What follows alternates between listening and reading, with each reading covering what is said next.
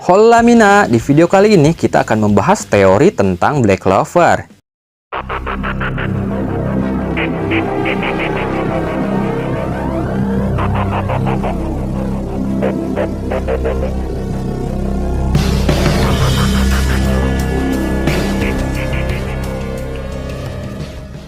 Arc Kerajaan Spade sendiri sudah hampir memasuki akhir cerita, di mana semua anggota Darkrai sudah berhasil dikalahkan, dan para kesatria sihir tinggal mengalahkan musuh terakhir saja. Sekarang di chapter terbaru, yaitu chapter 313, anggota Black Bull sudah berhasil mengalahkan Morris yang sudah dirasuki Lucifero. Dengan dikalahkannya Morris itu, berarti Morris bukanlah musuh terakhir, dan pasti akan ada musuh selanjutnya.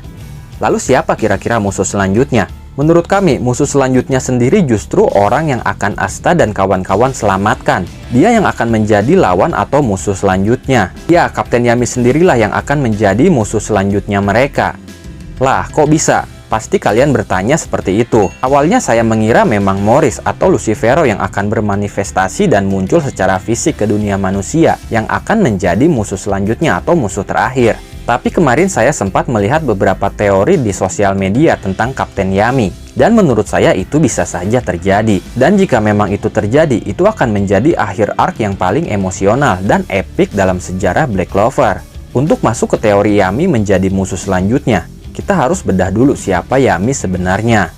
Yami merupakan seorang kapten skuad kesatria sihir Black Bull yang terkenal urak-urakan dan cuek. Tapi sebenarnya dia sangat peduli kepada orang lain, terutama anggotanya. Yami sendiri bukan berasal dari kerajaan Clover. Dia adalah imigran atau warga asing yang berasal dari Hinokuni atau negeri matahari. Bisa kita katakan Hinokuni ini adalah Jepang. Suatu ketika saat Yami masih anak-anak, dia sedang memancing di laut. Kemudian dia hanyut dan terdampar di kerajaan Clover.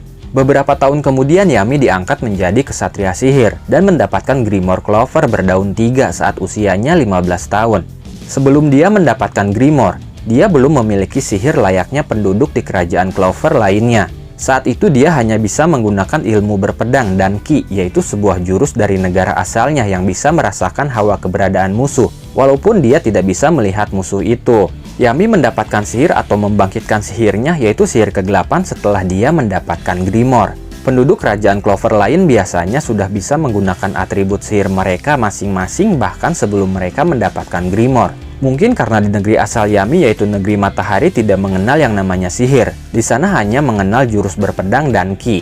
Sehingga potensi Yami dalam menggunakan sihir baru muncul dan terasah setelah mendapatkan Grimoire. Tapi masih sedikit janggal juga.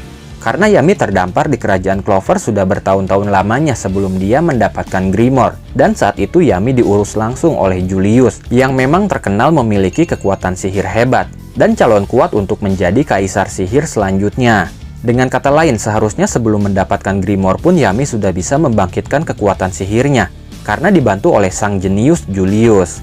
Tapi itu tidak terjadi, dan momen Yami mendapatkan sihir tetap terjadi saat dia mendapatkan Grimoire. Momen ini jika kalian perhatikan terlihat sama persis seperti momen Asta yang bisa menggunakan kekuatan anti sihir di hari pertama dia mendapatkan Grimoire. Asta mendapatkan kekuatan iblis saat itu. Di sini akan menjadi poin penting. Sihir kegelapan sendiri merupakan sihir yang misterius dan efektif untuk melawan iblis seperti saat Yami membantu Asta mengalahkan Zagreed. Bahkan saat itu pun sihir kegelapan ini tidak bisa dimanipulasi oleh sihir Kotodama milik Zagreed. Sihir ini juga menjadi salah satu atribut sihir yang dibutuhkan dalam ritual pohon klipot. Nah, sihir inilah yang akan menjadi petunjuk dan poin penting lain dalam teori kita kali ini. Lalu bagaimana bisa atau bagaimana caranya Yami bisa menjadi musuh selanjutnya dan melawan kesatria sihir kerajaan Clover, khususnya anggota dia sendiri, yaitu skuad Black Bull. Memang sedikit liar, tapi saya bisa katakan bahwa Yami mungkin nanti akan dirasuki oleh salah satu iblis tingkat tertinggi. Kemungkinan besarnya yaitu Lucifugus. Kenapa harus Lucifugus? Nah, ini ada hubungannya dengan sihir yang Yami miliki, yaitu sihir kegelapan yang tadi kita bahas. Jika kalian masih ingat, saat scene atau panel kemunculan Lucifugus di kilas balik Nahato, Lucifugus saat itu membunuh semua orang yang ada di lokasi ritual termasuk orang tua dan adik Nahato, yaitu Morgan, dengan sangat mudah. Lucifugus menggunakan sihir yang bentuk dan warnanya hitam untuk membunuh semua orang di tempat itu. Dan sihir itu jika kalian perhatikan, sama persis seperti sihir kegelapan milik Yami, baik itu bentuk dan warnanya. Sihir hitam milik Lucifugus itu memusnahkan manusia tanpa jejak. Mereka menghilang secara instan seperti terhapus dari dunia ini. Hal ini sama dengan Yami. Sihir kegelapan Yami sendiri bisa menghapus cahaya dan dimensi dengan tebasannya. Bahkan dia bisa menghilangkan bagian tubuh Dante secara instan juga dengan sihirnya. Bisa jadi sihir hitam yang digunakan Lucifugus untuk melenyapkan orang-orang merupakan tingkat selanjutnya atau next level dari sihir kegelapan yang Yami miliki. Hal lain yang mendukung ini adalah perkataan Morris di chapter 313, di mana dia mengatakan bahwa sihir kegelapan merupakan sihir dengan kekuatan magis yang berasal dari dunia bawah.